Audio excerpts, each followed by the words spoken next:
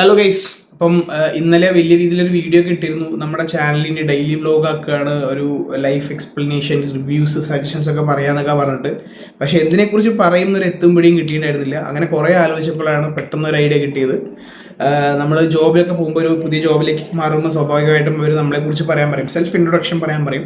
So ഞാനും ഒരു self introduction video ആക്കി ചെയ്യാമെന്ന് വിചാരിച്ചു. കാരണം ഈ ചാനൽ തുടങ്ങിയിട്ട് 4-5 കൊല്ലമെങ്കിലും കുറച്ച് പേർക്കൊക്കെ എന്നെക്കുറിച്ച് അറിയാം. ഒരുപാട് ഡീറ്റെയിൽസ് അല്ലെങ്കിൽ ഒരുവിധം കാര്യങ്ങൾ അറിയാൻ പറ്റും, പക്ഷെ ഒരുപാട് പേർക്ക് അറിയുന്നുണ്ടാവില്ല. സോ എന്നെക്കുറിച്ച് അറിയാൻ താല്പര്യമുള്ളവർ, എന്നെക്കുറിച്ച് അറിഞ്ഞ അപ്പുറത്ത് എന്തെങ്കിലും പോയിട്ട് അവൻ അങ്ങനെയാണ് ഇങ്ങനെയാണെന്ന് പറയാൻ താല്പര്യമുള്ളവർക്കൊക്കെ ഈ വീഡിയോ കാണാം. അപ്പം ഫസ്റ്റ് ഓഫ് ഓൾ എൻ്റെ പേര് സൂരജ് എന്നാണ്, എല്ലാവർക്കും അറിയാലോ. സൂരജ് എന്നാണ് പേര്. ഞാൻ പാലക്കാടാണ്. പാലക്കാട് എന്ന് പറയുമ്പോൾ തന്നെ എല്ലാവരും ആദ്യം ചിന്തിക്കുന്ന ലാംഗ്വേജ് എന്താണ്ടപ്പാ, ഓ അടിച്ച മോറ് പൊളിക്കും എന്നൊക്കെ പറയുന്ന ഭാഷയാണല്ലോ.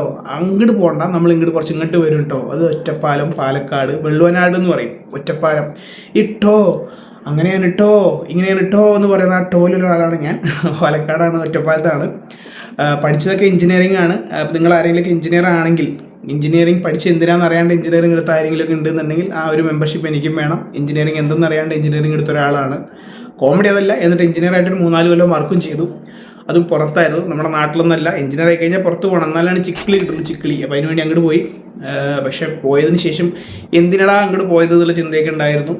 ഇക്കരെ നിൽക്കും അക്കരെ പച്ച എന്ന് പറയുന്നൊരു സെറ്റപ്പ് ഉണ്ടല്ലോ. സ്വാഭാവികമായിട്ട് ഫിനാൻഷ്യൽ നമ്മൾ നോക്കും. അങ്ങനെയൊക്കെ ആയിരുന്നു നോക്കിയിട്ടുണ്ടായിരുന്നു. ഈ മാനിഫെസ്റ്റേഷൻ എന്ന് പറഞ്ഞ സാധനത്തിൽ വിശ്വാസം ഉണ്ടോ? പെട്ടെന്ന് ഈ മാനിഫെസ്റ്റേഷനിലേക്ക് വരുന്നുണ്ടെന്ന് വെച്ചാൽ, സൗദിയിൽ ഫസ്റ്റ് വർക്ക് ചെയ്ത സമയത്ത് ഈ അറാംകോ പോലുള്ള ഗ്യാസ് പ്ലാന്റൊക്കെ വലിയ സംഭവങ്ങളാണ്. അവിടുത്തെ ലക്ഷറി ലൈഫ് ആണ് എഞ്ചിനീയേഴ്സിനൊക്കെ. സോ അടിപൊളി ലൈഫായിരിക്കും എന്നൊക്കെ എക്സ്പെക്ട് ചെയ്ത് ഞാൻ മാനിഫെസ്റ്റ് ചെയ്തിട്ടുണ്ടായിരുന്നതാണ്. അതിനുശേഷം എനിക്ക് മാനിഫെസ്റ്റേഷൻ വർക്കായി, എനിക്ക് അവിടെ ജോലി കിട്ടി. പിന്നീട് എന്തൊക്കെ മാനിഫെസ്റ്റ് ചെയ്യായിരുന്നു, ഈ ഒരു മാനിഫെസ്റ്റേഷൻ എന്താണെന്ന് എനിക്ക് മനസ്സിലായില്ലായിരുന്നു. കാരണം വർക്ക് ലൈഫ് ബാലൻസ് ഒട്ടുമില്ല അവിടെ വർക്ക് ചെയ്യുന്നതാണെങ്കിൽ. നിങ്ങൾക്ക് ഗ്യാസ് പ്ലാന്റിലൊക്കെ വർക്ക് ചെയ്യുകയാണെങ്കിൽ I can completely understand your life style. ഞാനും അവിടെ ഒരുപാട് 3-4 കൊല്ലം അങ്ങനെ വർക്ക് ചെയ്ത ഒരാളാണ്. ഹവർ അത് വർക്ക് ചെയ്തു. പക്ഷെ പിന്നീട് 4-5 കൊല്ലം ഗൾഫിൽ വർക്ക് ചെയ്ത് കഴിഞ്ഞാൽ പിന്നെ നമുക്ക് സെറ്റിൽ ആവൽ ഭയങ്കര ബുദ്ധിമുട്ടാണ്, നാട്ടിൽ വന്നിട്ട് സെറ്റിൽ ആവുക എന്ന് പറയുന്നത്. കാരണം നമ്മൾ ഗ്യാസ് പ്ലാന്റിലൊക്കെ വർക്ക് ചെയ്തിട്ട് നമ്മുടെ നാട്ടിൽ വന്നു കഴിഞ്ഞാൽ ആ പണിയൊക്കെ ചെയ്യാൻ വേറെ ആൾക്കാരുണ്ട്. അപ്പം നമ്മൾ വളരെ ബുദ്ധിമുട്ടായിരിക്കും, നമുക്ക് ആ ഒരു സാലറി മൊത്തത്തിലെല്ലാം നോക്കുമ്പോൾ ബുദ്ധിമുട്ടായിരിക്കും. സോ കുടുങ്ങിയിലോ നാഥ എന്ന് പറഞ്ഞിരിക്കുമ്പോഴാണ് ഒരു കോവിഡ് വന്നത്. കോവിഡ് പല ആൾക്കാർക്കും നല്ല നല്ല അനുഭവങ്ങളല്ല. എനിക്ക് ചെറിയ രീതിയിലൊരു പോസിറ്റീവ് അനുഭവം വേണമെങ്കിൽ കോവിഡിൽ നിന്ന് കിട്ടിയെന്ന് പറയാം. ബിക്കോസ് കോവിഡ് വന്ന സമയത്ത് ഞാൻ നാട്ടിലായിരുന്നു, ലോക്കായിപ്പോയി. ആ സമയത്താണെന്ന് വെച്ചാൽ ചിലവുമില്ല, നമുക്ക് എങ്ങോട്ടും പോകും വേണ്ട. 4-5 കൊല്ലം വർക്ക് ചെയ്തിട്ട് നമുക്ക് സ്വാഭാവികമായിട്ടും ഡെയിലി ലൈഫൊക്കെ നമ്മുടെ കയ്യിൽ നിന്ന് പോകേണ്ട ചിലവൊക്കെ ഉണ്ടാവില്ല. അതൊക്കെ ഇല്ലാണ്ടിരിക്കുക എന്ന് പറഞ്ഞാൽ ഇറ്റ്സ് വെരി ഹാർഡ്. നാട്ടിൽ വർക്ക് ചെയ്യുമ്പോൾ പിന്നെ ഒന്നിന് തുടങ്ങാം, സാലറി കുറവായിരിക്കും, അങ്ങനെ കുറച്ച് പ്രശ്നങ്ങളൊക്കെ ഉണ്ട്. അങ്ങനെ നാട്ടിൽ കൊറോണ വന്നപ്പം ഒന്നിനും പൈസ ചിലവില്ല, വളരെ കുറച്ച് പൈസ മാത്രം മതി. ലോണാണെങ്കിൽ ലോണൊന്നും എടുക്കണ്ട, മീൻസ് എല്ലാം മോറട്ടോറിയത്തേക്ക് വിട്ടു. സോ ഇത് തന്നെ തക്കം നോക്കിയിട്ട് വേറെ കോഴ്സൊന്നും പഠിക്കാൻ പോയില്ല. നമുക്ക് നെറ്റും അംബാനി ജിയോ ഒക്കെ തന്നല്ലോ, ഇഷ്ടക്കണക്കിനുണ്ട്. ഇത് നിങ്ങൾക്ക് വേണമെങ്കിൽ ഒരു മോട്ടിവേഷൻ ആയിട്ട് എടുക്കാം. അപ്പോൾ ആരെങ്കിലും ഇപ്പം ഈ വീഡിയോ കാണുമ്പോൾ നിങ്ങൾക്ക് ഇഷ്ടമില്ലാത്തൊരു ഫീൽഡിൽ വർക്ക് ചെയ്യുന്നുണ്ട് എന്നുണ്ടെങ്കിൽ, ഒരു 40 കഴിയാത്ത ഒരാളാണ്, 35-40 ഉള്ളിലുള്ള ഒരാളാണെന്നുണ്ടെങ്കിൽ ഐ വിൽ സേ നിങ്ങൾക്ക് ഇപ്പോഴും ട്രൈ ചെയ്യാം.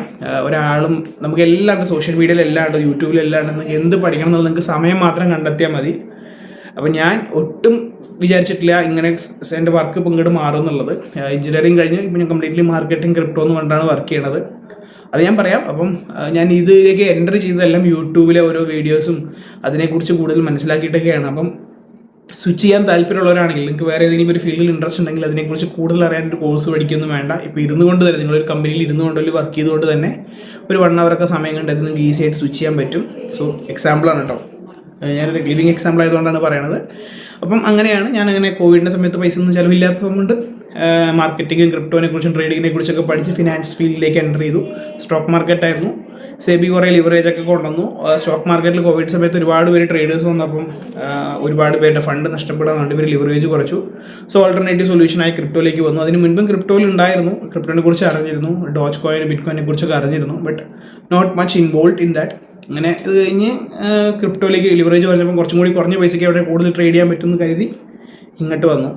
ഇവിടെ വന്ന് പിന്നെ അങ്ങനെ ഒരു മോഡറേറ്ററായി വർക്ക് ചെയ്തു, കമ്മ്യൂണിറ്റി മാനേജറായി വർക്ക് ചെയ്തു, അതിനുശേഷം മാർക്കറ്റിംഗ് മാനേജറായി വർക്ക് ചെയ്തു. ലിസ്റ്റിങ്സിലേക്ക് കുറേ ക്രിപ്റ്റോൻ്റെ ഓൾമോസ്റ്റ് എല്ലാം മാർക്കറ്റിംഗ്, ലിസ്റ്റിംഗ്, സെയിൽസ് നമ്മുടെ സംഭവത്തിലൊക്കെ കുറച്ച് ടച്ച് ചെയ്തിട്ടുണ്ട്. ഇപ്പം കറൻ്റ് സോഷ്യൽ മീഡിയ മാർക്കറ്റിംഗ് മാനേജറാണ് ഒരു ക്രിപ്റ്റോ പ്രൊജക്റ്റിൻ്റെ. ഒരു കോൺഫിഡൻഷ്യൽ പ്രൊജക്റ്റാണ്, അതിൻ്റെ ബേസ് ഒന്നും പറയാൻ പറ്റില്ല. ലൈക്ക് പുറത്തോട്ട് വന്നിട്ടില്ല, പ്രൊജക്റ്റ് പുറത്തോട്ട് വരുമ്പോൾ നമ്മുടെ കമ്മ്യൂണിറ്റിയിൽ എന്തായാലും അറിയിക്കും. സോ ഇപ്പോഴും ഫീൽഡ് വർക്ക് ചെയ്യുന്നത് അത് തന്നെയാണ്. പക്ഷേ കമ്മ്യൂണിറ്റിയിൽ നിന്ന് കുറച്ചും കൂടി കമ്മ്യൂണിറ്റി മുൻപൊക്കെ എനിക്ക് കൂടുതൽ നിങ്ങൾക്ക് അപ്ഡേറ്റ് തരാൻ പറ്റുമായിരുന്നു. കാരണം കമ്മ്യൂണിറ്റിയിൽ നടക്കുന്ന കാര്യങ്ങൾ എന്തൊക്കെയാണെന്നുള്ളത്, മാർക്കറ്റിൽ നടക്കുന്ന കാര്യങ്ങൾ നമ്മൾ അറിയണം. ഒരു എക്സ്ചേഞ്ചിനകത്തൊക്കെ വർക്ക് ചെയ്യുമ്പോൾ അതിനകത്ത് ഇഷ്ടക്കണക്കിന് ക്രിപ്റ്റോ ടോക്കൺസ് അവൈലബിൾ ആയിരിക്കും. സോ നമ്മൾ അതിനെക്കുറിച്ച് കൂടുതൽ മനസ്സിലാക്കണം, എന്നാലാണ് നമുക്ക് കൂടുതൽ ആൾക്കാർക്ക് പറഞ്ഞു കൊടുക്കാൻ പറ്റുള്ളൂ. അപ്പം അതിനുവേണ്ടി ഞാൻ സ്വന്തമായിട്ട് വർക്കിൻ്റെ സമയത്ത് തന്നെ റിസർച്ച് ചെയ്യാനുള്ളൊരു സമയം എനിക്ക് കിട്ടിയിരുന്നു. അതിനുശേഷം അത് ഇല്ലാണ്ടായി. അതുകൊണ്ടാണ് കണ്ടന്റ് കുറഞ്ഞത്. ഇതിനിടയിൽ പിന്നെ ചെറുതായിട്ടൊന്ന് കല്യാണം കഴിച്ചു. അതിനിടയിൽ കുറച്ച് ചെറുതായിട്ടൊന്ന് ഡിവോഴ്സും ആയി. അപ്പം ഇതൊക്കെ ഇതിനിടയിൽ വന്നതുകൊണ്ട് കണ്ടന്റ് ഭയങ്കര പ്രശ്നമായി. ഇപ്പം കുഴപ്പമില്ല. ഫിസിക്കലി എന്ന് പറയാൻ പറ്റില്ല, മെൻ്റലി ഓക്കെയാണ്. ഫിനാൻഷ്യലി കുറച്ച് ബുദ്ധിമുട്ടുകളുണ്ട്, but still everything will be okay. നമ്മുടെ സഞ്ജു സാംസണൊക്കെ കളി ഇന്നലെ കണ്ടില്ലേ, വലിയ വലിയ ഡ്രീംസ് കാണുക, എല്ലാം സെറ്റാവും. അപ്പം അടിപൊളിയാണ്. അപ്പം അങ്ങനെ പോകണം. അപ്പം ലൈഫ് അങ്ങനെ പോയി. ഇപ്പം ഇതാണ് കമ്മ്യൂണിറ്റി മാനേജറാണ്, but more than to technical പ്രൊജക്റ്റാണ്. ഒരു എൻ്റയർ എക്സ്ചേഞ്ചിലാകുമ്പോൾ നമുക്ക് ഒരുപാട് ടോക്കൺസിനെ കുറിച്ച് അപ്ഡേറ്റ് കിട്ടും. ഇതൊരു പെർട്ടിക്കുലർ പ്രൊജക്റ്റൊക്കെ ആകുമ്പം അതിൻ്റേതായ കുറച്ച് ഇതുണ്ട്. സോ അതങ്ങനെ പോണു. അപ്പം ഇതൊക്കെ തന്നെയാണ് ചെറിയ രീതിയിൽ എൻ്റെ ഒരു ഇൻട്രൊഡക്ഷൻ. അപ്പം ഇതുപോലത്തെ വളിച്ച ഓളയായിട്ടുള്ള കണ്ടന്റുകൾ ഇനിയും തുടർന്ന് പ്രതീക്ഷിക്കാം. ഹോപ്പ്ഫുള്ളി നിങ്ങൾക്ക് ഇനി എന്തെങ്കിലും എന്നെക്കുറിച്ച് അറിയണമെന്നുണ്ടെങ്കിൽ താഴെ കമൻറ്റ് ചെയ്താലും ഞാൻ പറയൂല, അത് വേറെ കാര്യം. എന്നാലും ചുമ്മാ പറയാമല്ലോ, താഴെ കമൻറ്റ് ചെയ്താൽ മതി. Okay, by.